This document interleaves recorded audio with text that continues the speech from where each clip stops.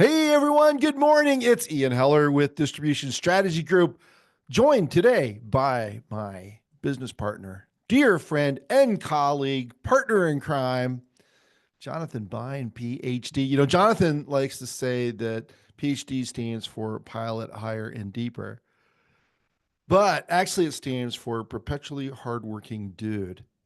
And his PhD is actually in computer science in AI. And of course, we're 50-50 in this company. Had we known how big AI was going to come, Jonathan, I think you could have negotiated a little more at the time.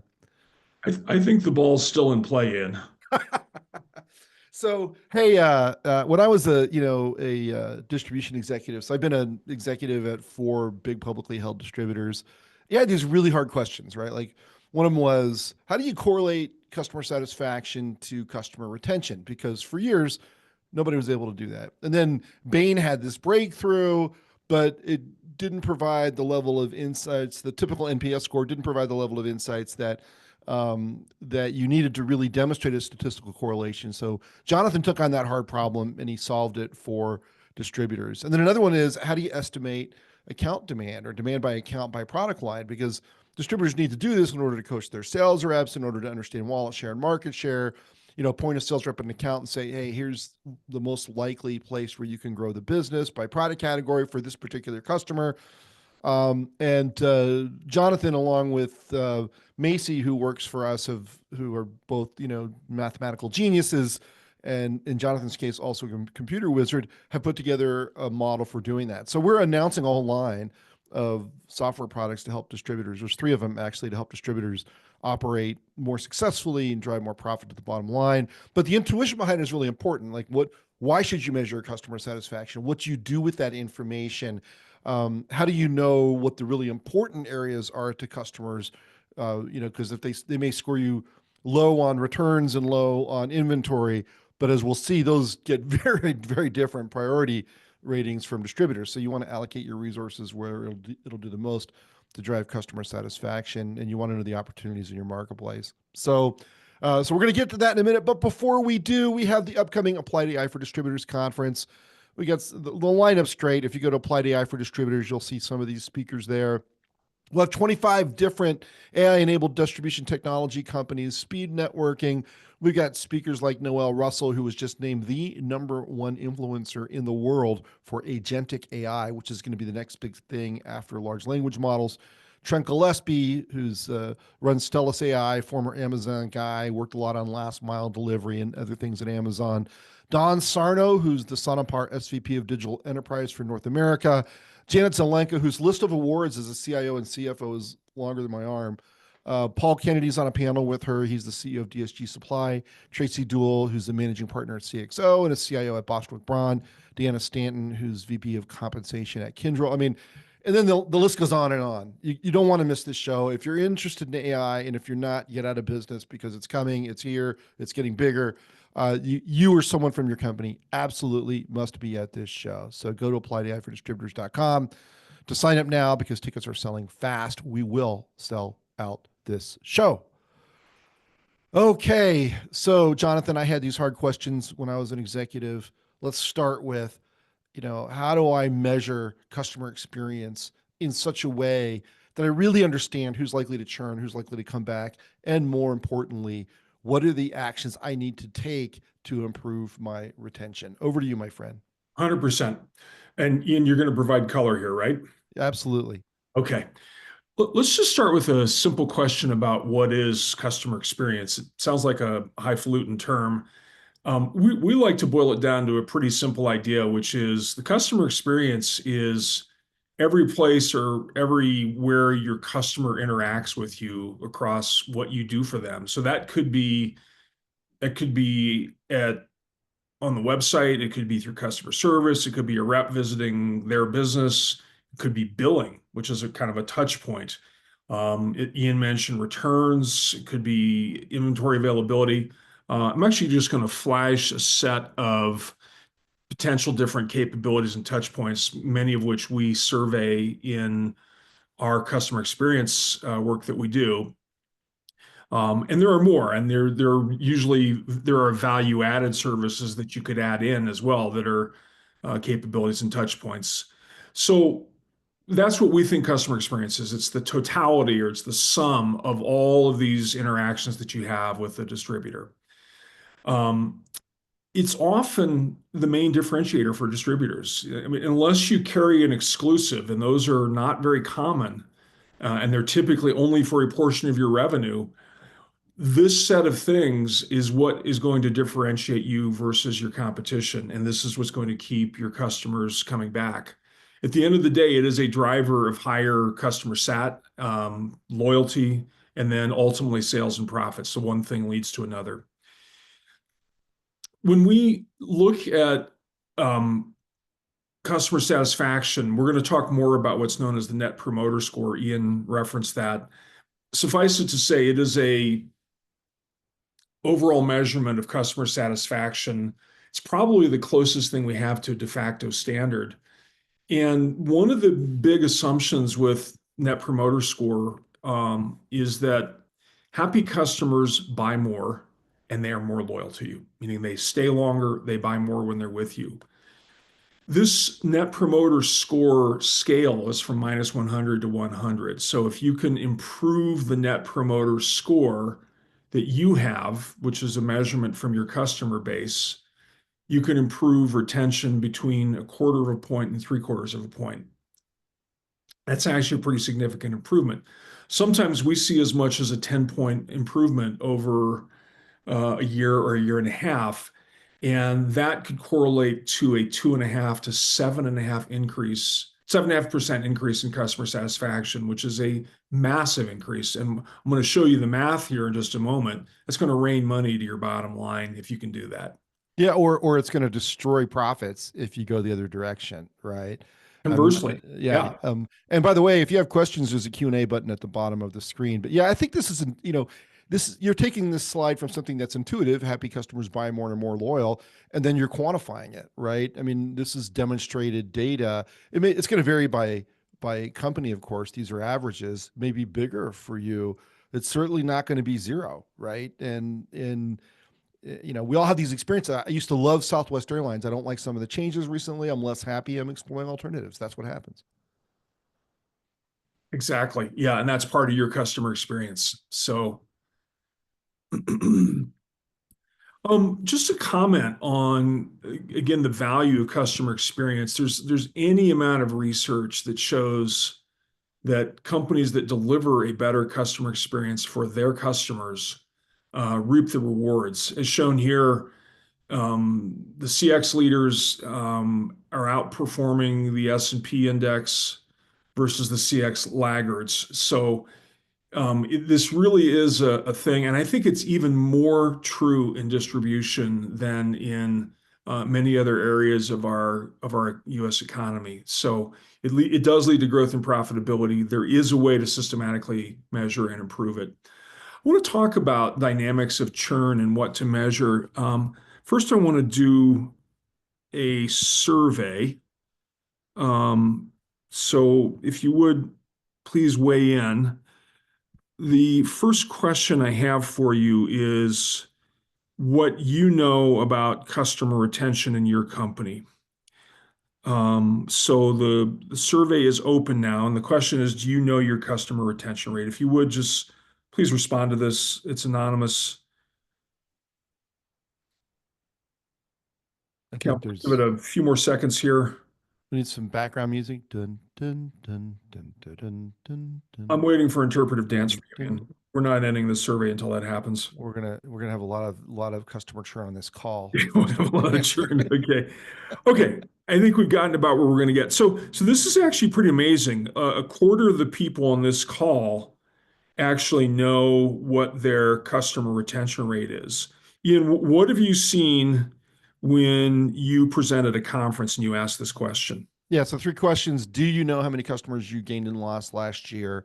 I get maybe 10% of the room or 25% of the room hold up their hands. Then I ask, do you have goals for your customer churn for this year? Most of those hands go down. Then I ask, do you have someone who's responsible for driving those numbers?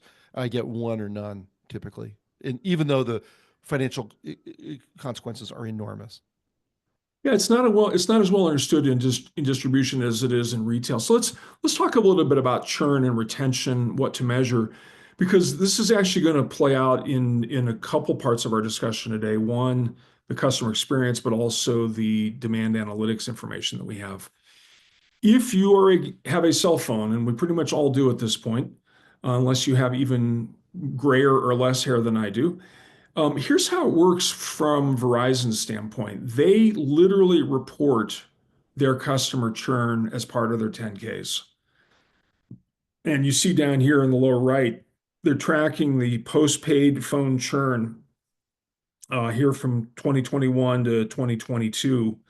I'm actually not sure if this is monthly or yearly. Uh, Quarterly. Is it, oh, it's quarterly. Okay. Yeah. Yeah. So they're, I mean, and they look at a 0.25% improvement in churn as a really significant thing. There's some very big differences in churn in subscription-based businesses versus what we're doing in distribution. But let's talk more about how it works in a subscription-based business. What they're going to do is they're going to identify the churn signals for each customer. So they're going to look at things such as the quality of service, which they can measure. They can see dropped calls. They can see calls that have low quality voice. They're going to look at outages, customer complaints, reduced usage. There's probably a bunch of other signals that phone geeks know about that I don't know about here that they're able to see. And then they're running that through AI to rank the likelihood of churn of customer 1 through customer 80 million. Every month they do this, 1 to 80 million, and they'll take a very small percentage, let's say the top 3%, and they'll create some kind of intervention because they have enough data that they can do. They can say, oh, based on what we're seeing about Ian needs to be accelerated to get a new phone. He's otherwise about 9 months away from it, but we need to accelerate him. But for Jonathan, he's using up a lot of data. We better put him on the all data plan for free, the all you can eat data plan. So they've got this literally down to a science, um, and they manage it very carefully. In distribution, the cost of churn is high. You're looking at you lose gross profit, but more importantly, it's the gift that keeps on giving. You lose ongoing gross profit from the churned customer. You have to replace that customer, so there is an acquisition cost. And then anything related to referrals or goodwill is lost as well. Here's what it looks like when you see churn in B2C versus B2B. So in the consumer world, which is the graph shown down here, let's say you're paying $400 a month, but then you churn, it's immediate and final, meaning I turn off Verizon next month, they're getting no more from me. They're not getting less, they're getting nothing more. Distribution, the way it looks is you become the primary supplier, and then you become the secondary supplier, and then you become the tertiary supplier, and then you're gone. So it's a gradual thing. By the way, the build up to being the primary supplier may follow a similar curve where you start out as the tertiary supplier and you build your way to being the primary supplier. So this is an important difference. Another important difference is that the value of your best customers in B2B is many times greater than the value of your best customers in B2C. The value of your best customers in B2C might be 5 times the value of your average or lesser customers in B2C. In B2B, it could be 100 or 200 or 500 times greater than the value of your smaller customers. So the stakes are, in a sense, much higher. When we look at churn and distribution, we look at what we call hard churn, meaning they stop buying altogether, versus soft churn, meaning you lose a certain category from them or you start to see the revenue declining. Those would qualify as soft churn. Back to this idea of the difference in value of customers. When people answer that question, they say, yeah, we have an 80% customer retention rate, or conversely, we have a 20% churn rate. Almost none can answer the question of, well, what does it look like for the top 10% of my customers, the top decile, if you will? Ideally, we want that to be less than 3%. We want that to be really super stable. We want to retain those customers in a big way. Your next 10% of your customers, your second decile, those will often be your medium-sized customers. Maybe it's in the 8 to 12% rate range. And then if you look at the bottom 8 deciles, the small customers, maybe it's 15 to 30%, maybe even higher. But you really want those top large and medium customers to be more stable with you. When we think about churn in distribution, here are some of the signals that we could pick up. One is the purchase pattern changes, either the regularity or the frequency. Another is that the amounts change, the number of SKUs or the number of categories purchased. Some of this will affect the order size. If they're buying fewer categories or SKUs from you, you're going to see smaller order sizes as well. In addition, you might see higher return frequency. Maybe some of your favorite contacts at that customer have left. There could be as well credit issues, or maybe on your side, you're changing who the account manager is. So there's a number of things that we could look at that might predict churn. All of this relates to what's known as customer lifetime value. And I'm going to take you through the math of thinking about customer lifetime value. The main components of CLV, customer lifetime value, are the cash flow per customer per year.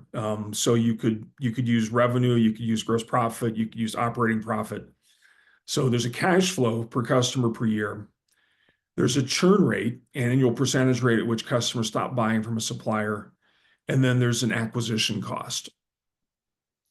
So when we look at the general formula for customer lifetime value, you're taking that cash flow, again, revenue, gross profit, operating profit, whatever you want to use, divided by the churn rate minus the acquisition cost.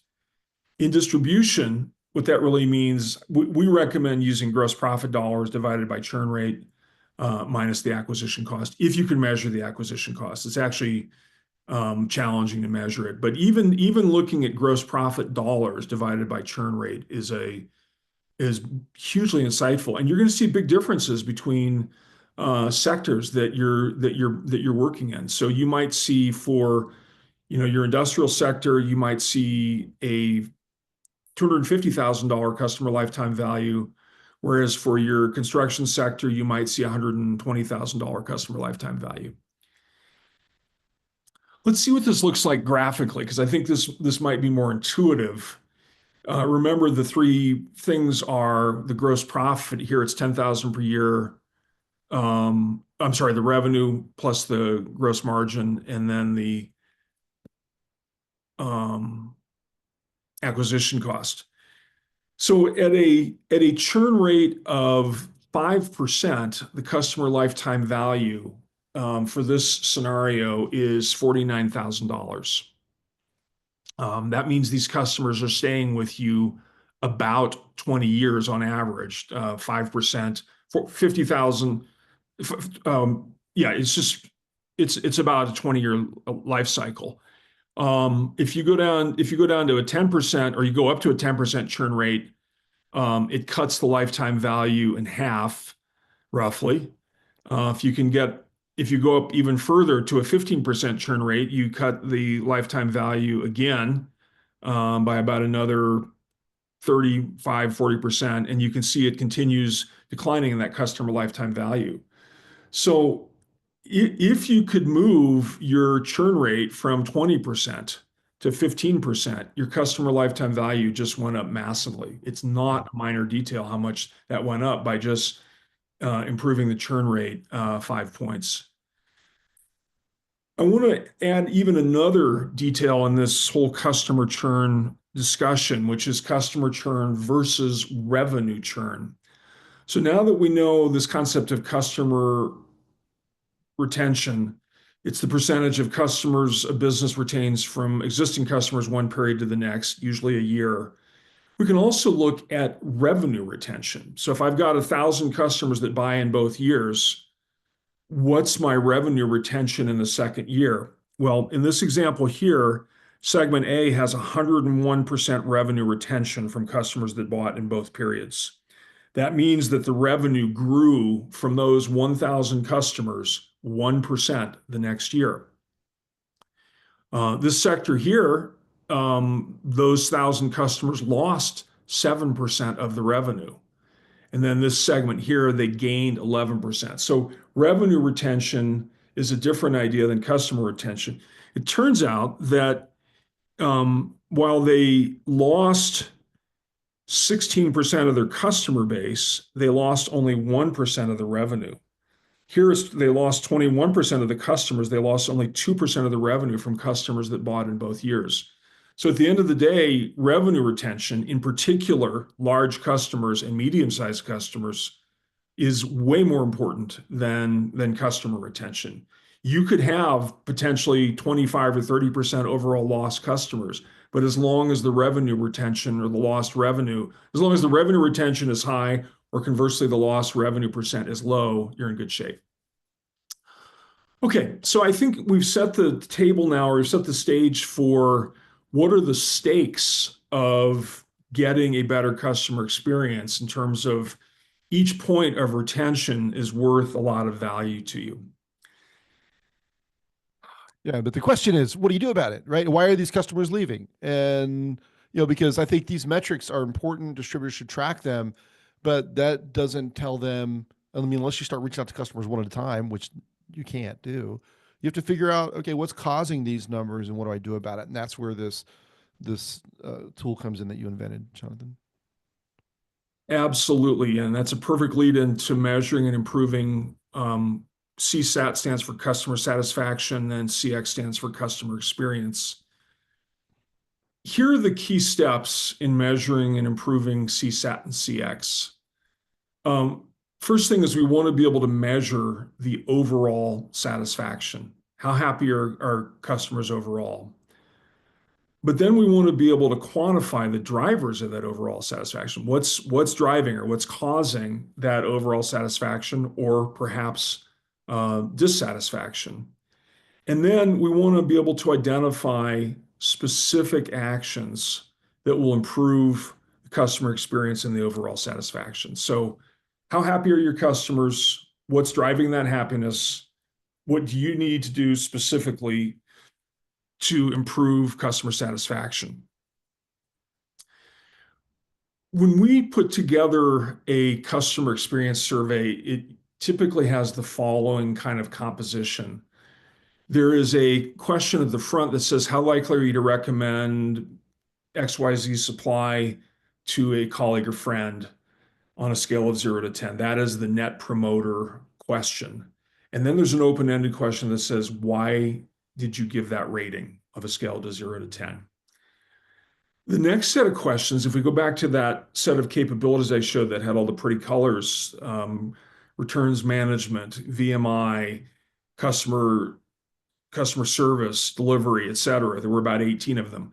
We want to find out how important those things are, as well as how satisfied they are. A lot of surveys only look at how satisfied somebody is with capabilities or touch points. But what we want to do is we want to understand how satisfied they are and how important they are. And we'll see how that plays out here in just a moment.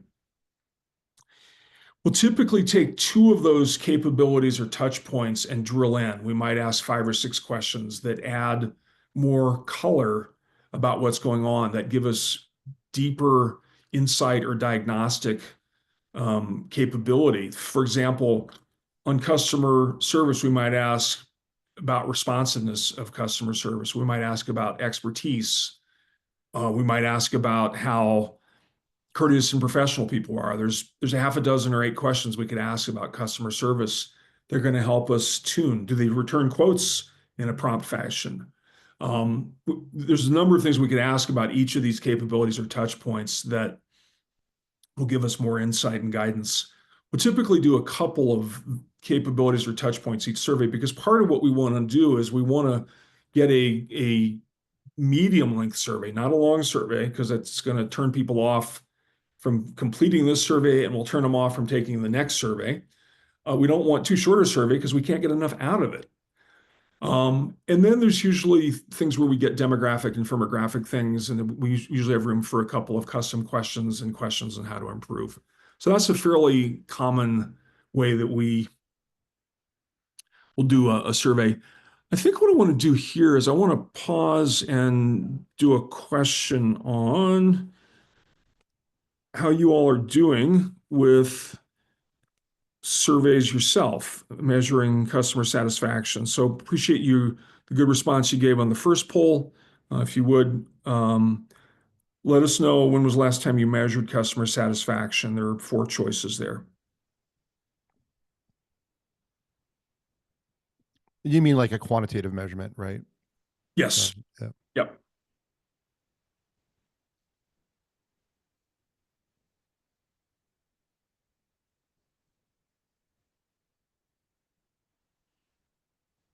Okay, so just a quick readout. About a quarter have done a survey this year already. Good on you. About 5% have done a survey last year. About a sixth did a survey 2 years ago or more. And then about half are either not sure or never. So thank you for that input. Let me talk briefly about the Net Promoter Score, which, as I mentioned, has really become a de facto standard in the industry, just because of the number of companies that use it. Literally, 2/3 of the Fortune 500 companies use this. We consider the Net Promoter Score to be an overall measurement of customer satisfaction, sometimes called a macro indicator. There are a variety of different macro indicators. How likely are you to recommend? How likely are you to buy again? What's the ease of doing business with them? What's your overall satisfaction? We could do a critique on the pros and cons, literally, of each of these methods, including NPS, which is our chosen method. Suffice it to say, there are trade-offs to each of these. There's things that we like about NPS. And the way Net Promoter Score works is on a scale of 0 to 10, how likely you recommend our business to a colleague or friend, just like that. If you answered a 9 or a 10, you're considered a promoter. If you answered 7 or 8, you're considered a passive. If you answer less than 7, you're considered a detractor. The score itself is created by taking the percentage of promoters. In this example, it's 68% minus 8%. That gives us 60. You actually multiply by 100. Notice that this score is minus 100 to 100.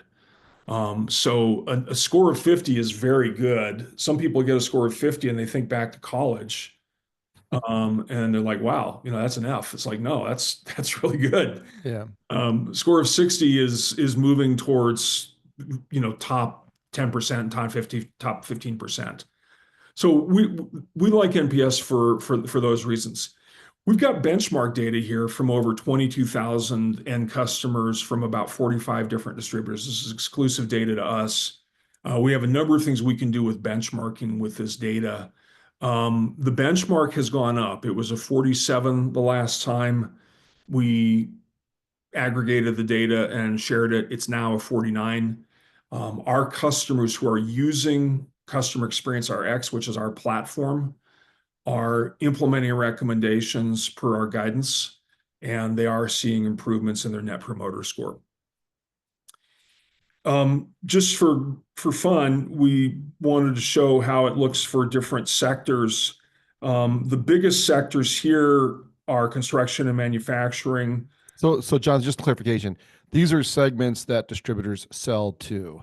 This Correct. isn't the distribution industry versus the manufacturing industry at a high level. This is if you sell to other distributors or a master distributor, or if you sell to construction companies or manufacturing companies. Very, very helpful. Yeah, that's exactly right. So, so this is probably coming from some kind of reseller relationship, and then this is selling to a construction company or a manufacturing company. Those are the two biggest sectors. Their scores are essentially tied. They're a little tougher to serve than retail, which is at a 50, than the really super broad services sector, as well as other distribution companies themselves. So we'll show some other benchmark data in the process here.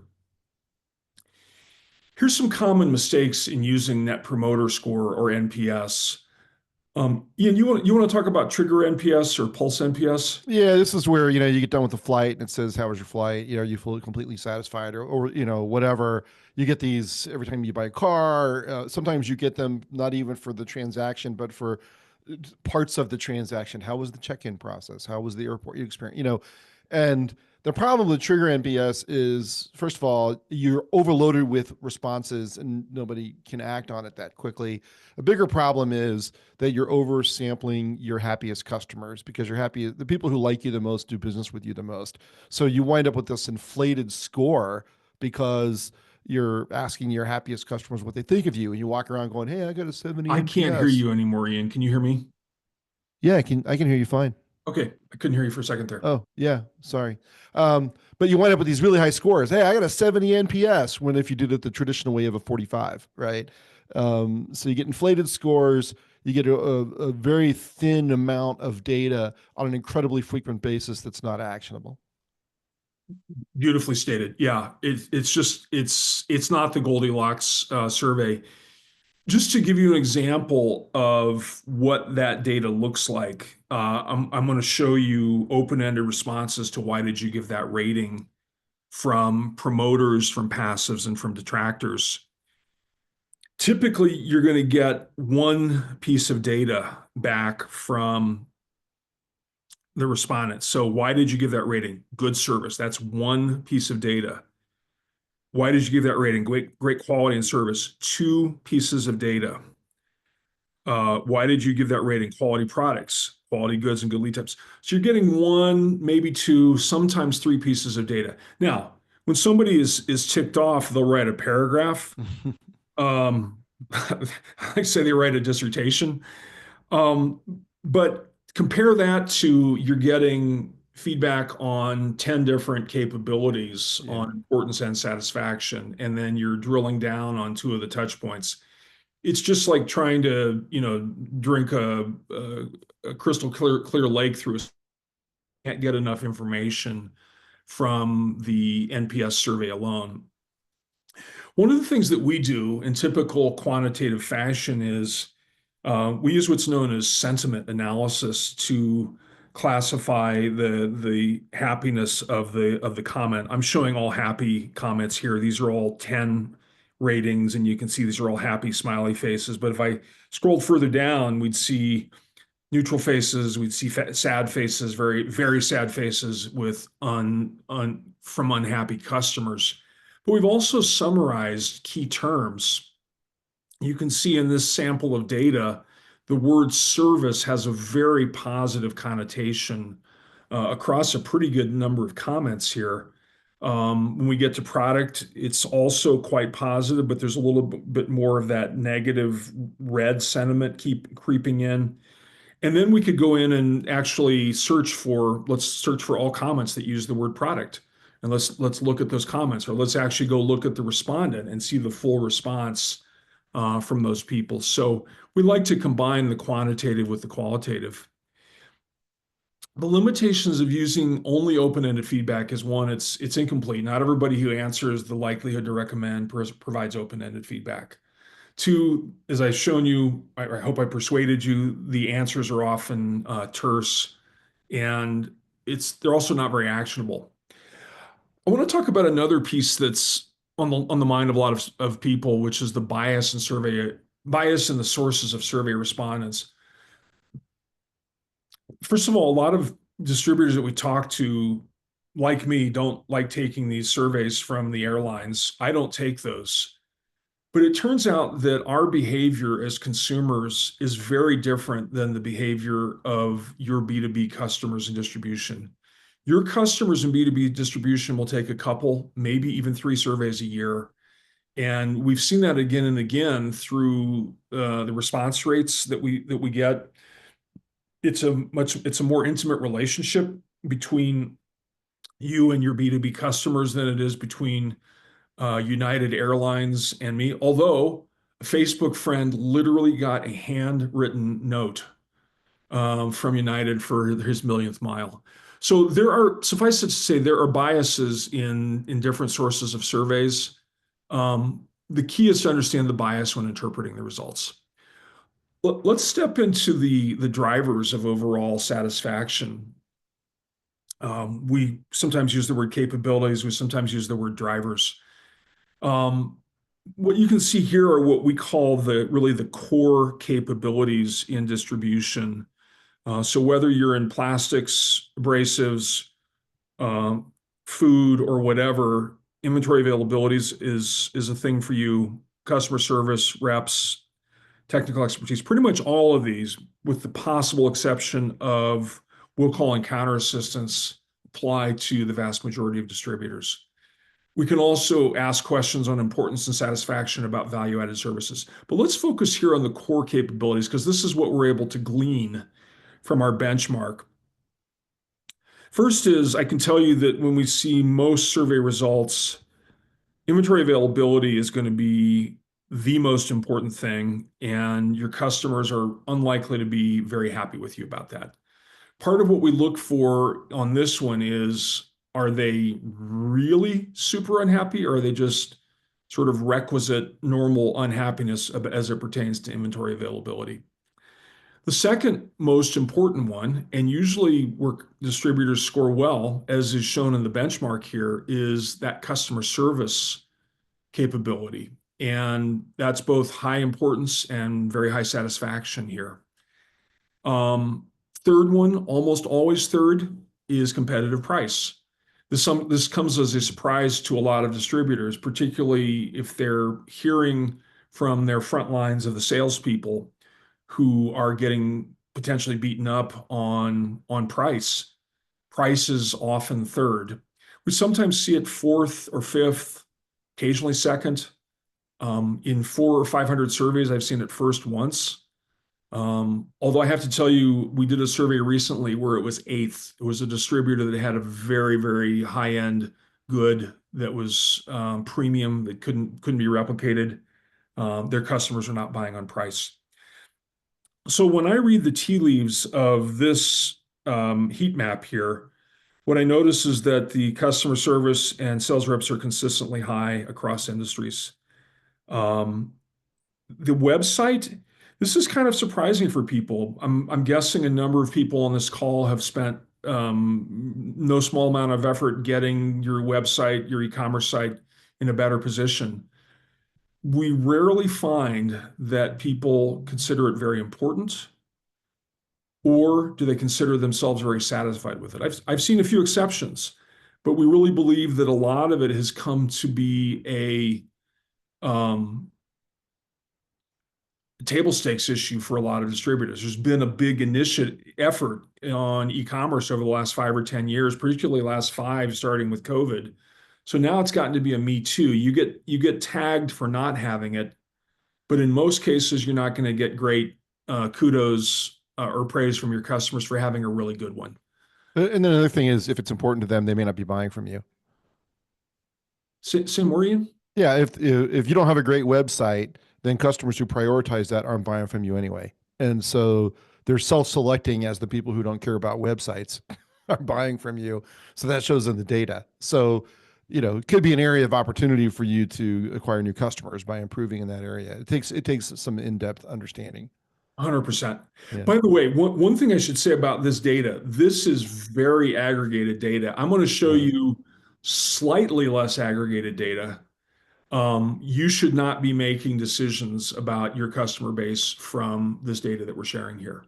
Right. This is Individual this mileage is not only can vary, it will vary. yeah. What's important is getting your data. We have the ability to benchmark. You can say how you stack up against other distributors. You should not be making decisions based on this data here. Technical expertise or expertise in general is a highly valued one. It often shows up right about where it is here in the middle of the curve. I talked about inventory availability, and then we'll call on counter assistance. That's more of a thing in construction, sometimes in industrial, but it's more of a thing in construction. Um, as we look at, if we were to look at different sectors, we'll see that there's a different priority or emphasis on it. And the color of the dots, Jonathan, is not related to the position on the screen, right? You want to talk about it? Yeah, I mean, this is how strongly it correlates to driving your overall NPS. right? So it's a statistical calculation. So green means it's very strongly correlated to your NPS. Yellow means it's weaker, and then I think it's red that means it's not at all, right? Um, Yeah. so So, the if we put this in how we want to use this data, there's more things here than we can act on. yeah. We generally want to focus on things that are upper left, higher Hmm. importance, lower satisfaction, and within the upper left, things that have higher correlations. So if proximity or easy to use website were in the upper left, we know that's probably not going to drive NPS as much as improving inventory availability. So Right. I think just a brief comment here on operating metrics versus CX metrics. You might think, well, I can measure fill rates internally. You have to have operating metrics. This is not an or question because they help you manage processes and people, and you can see key trends that are emerging. But they're not measures of how happy your customers are or competitiveness. For example, high service level does not mean your customers are satisfied with your inventory availability.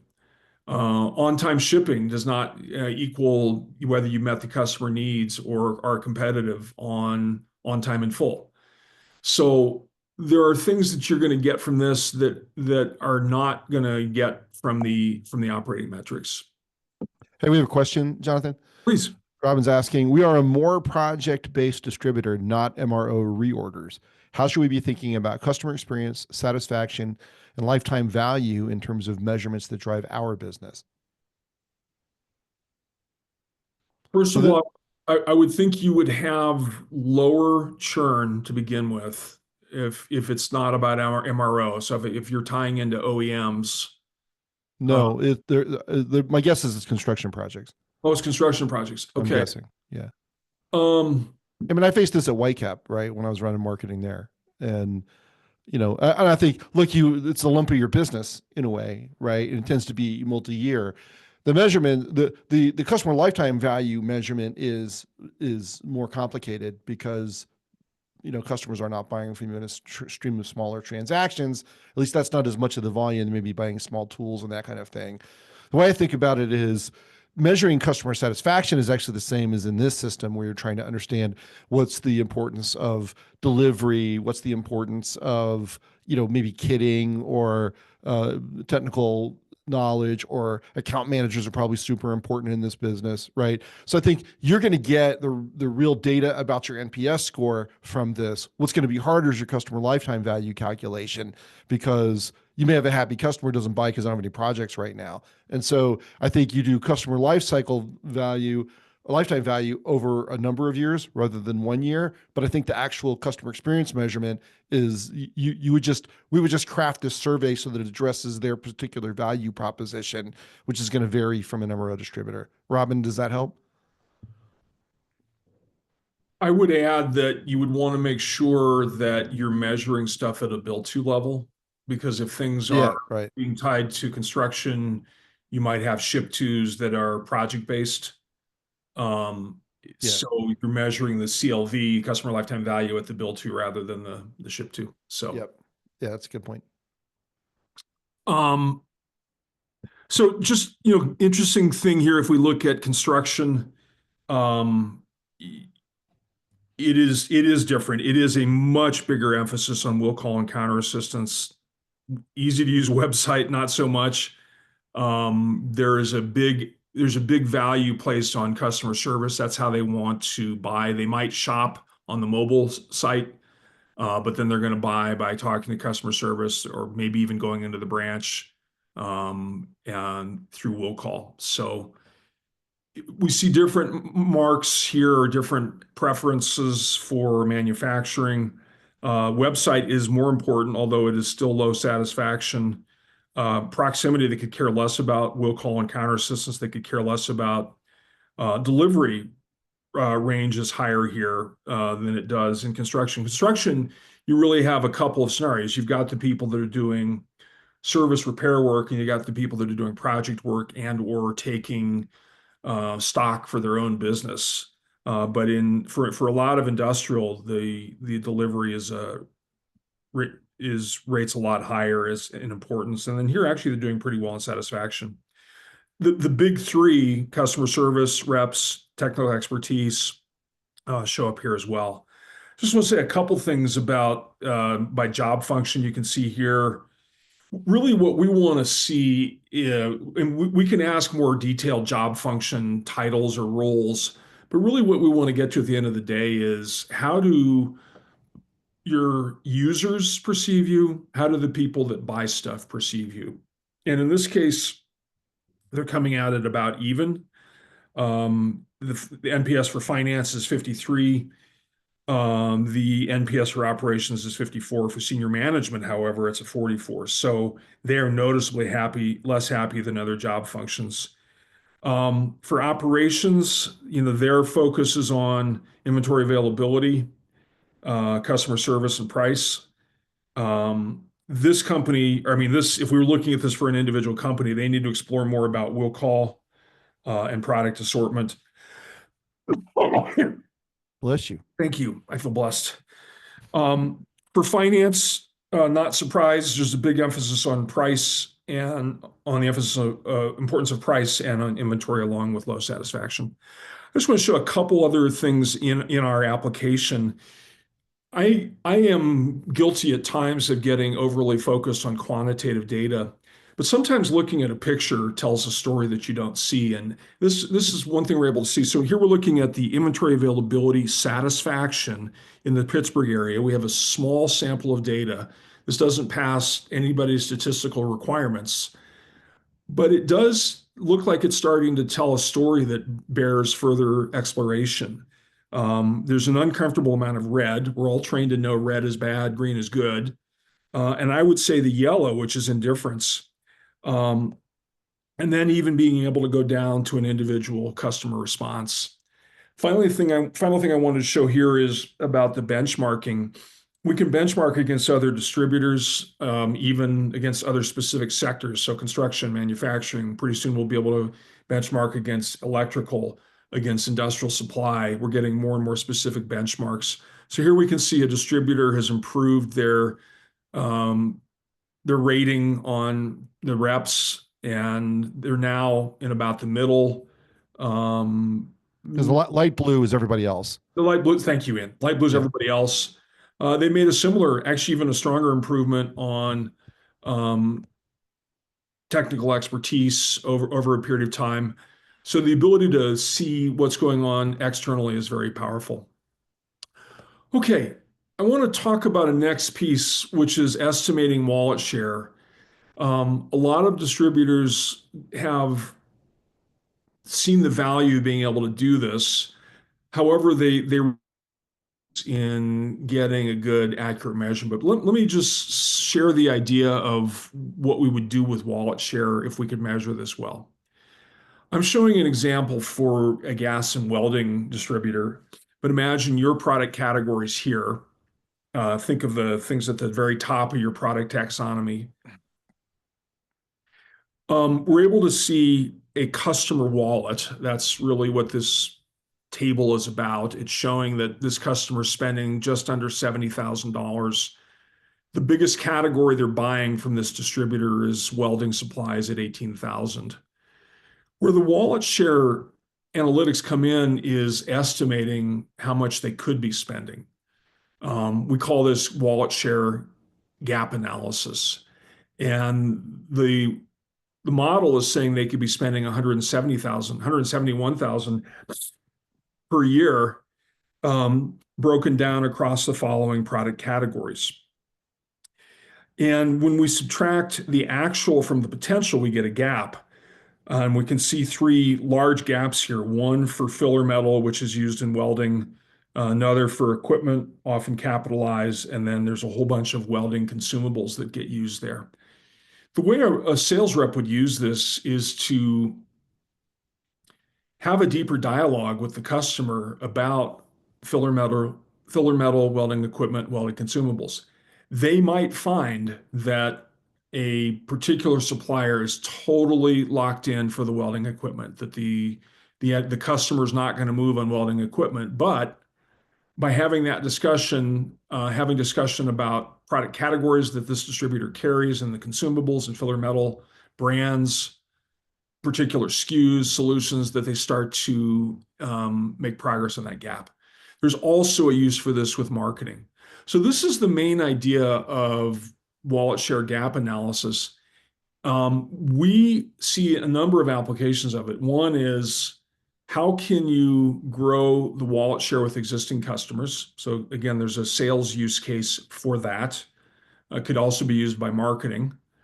The second is, what do my best customers look like? You might be able to identify 5 to 10 different sweet spots that describe where you could go get more customers or prospects that look like your best customers. We'll talk about that in a moment. In our application, or perhaps you have a ZoomInfo or a D&B, how can we get more prospects? So using that ideal customer profile, how do we go get a list of 500 right prospects instead of 5,000, where 4,500 of them are not a good fit for us? Also being able to answer questions about market size and what share we have of it. So there's a number of things that we can do once we've got this information. Yeah, and so we have a question here. I think you're going to address it here, which is, can you talk about general approaches for gaining data for the potential column? So, and this is like one of the key questions, right, that we get is when you're, so we work with the distributor, we say, here are your product categories, here are your customers, here's the sales potential by product category, by customer, right? And this is where the better math really comes in, Jonathan. Yeah, absolutely. Robin, thank you for that question. It's Kishov this time. Oh, it's okay. Thank you for that question. The standard approach, which is starting to go in the right direction, is to say, how many employees does a customer have in a given sector, and to figure out what the spend is per employee in that sector. It turns out that that approach alone will yield significant errors in the estimation, 500 to 800% off for larger clients. The problem is that companies don't spend the same per employee when they have one employee versus when they have 50 employees versus when they have 100 versus when they have 500 or 5,000. And so we're the only ones who've done the good math to figure out what that model looks like on a per sector basis. In the absence of that, you'll create models that are wildly inaccurate, and they will not gain credibility with your sales reps. But importantly, it is based on your data, your company's data. So it has much more credibility with the sales force because you can point to examples, right, of similar customers. And other models actually don't use your data at all. In some cases, they just use like Census Bureau data. This uses your company's data, then it adjusts for company size. And our tool actually allows you to edit employee count at a location because employee count's a huge driver of potential estimate. So if Dun & Bradstreet, which is the underlying employee count data source for this, says there's 100 people at that location, and you guys actually know there's only 20, it's going to overestimate sales potential by a lot. So you can go and edit that employee count number, and it'll dial that number in. And so probably one of the most important strategic advantages or advantages of this software is the sales reps actually believe it, which is what you don't get most of the time when you do these calculations, because between the better math and the editing ability, you're really able to dial in these numbers so they're realistic and they reveal really where they should be spending their time, not some wild hair number that nobody believes. Totally nailed it, Ian. Yeah, I think so putting it in your language, whether it's how you describe your segments or your product categories, that's essential. You shouldn't have to translate back and forth. And then also, so I showed you what the wallet looks like. That what I just showed you here needs to be in your CRM. This is also in the application that we have, which you have to get this information to the front lines where people can consume it. It can't be in an analyst tool where somebody with milk bottle thick glasses is pouring over data. I have milk bottle thick glasses, by the way. Here's an example of some of the data that we can see in this application. We can see the summary of potential by active, inactive, and prospects. So for the active customers, there's $349 million of potential. The inactive customers, there's about 8 million. But then the prospects, we went out and gathered prospects according to the sweet spot analysis. There's about $120 million of potential. Here's another way of looking at the data. Again, this is put in the language of the distributor rather than forcing somebody to use NAICS or SIC. So here we can look at it by the sector that they're in, which makes it that much more consumable and intuitive for people. This idea of the ideal customer profile.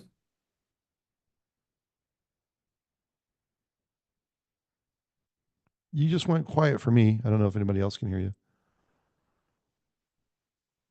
Throws a bunch of leads over the wall. It's way too many. They're not sufficiently qualified.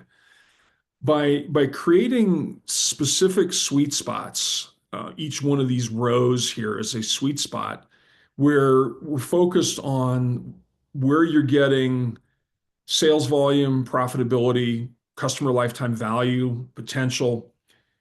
We can get focused on where you need to be finding prospects.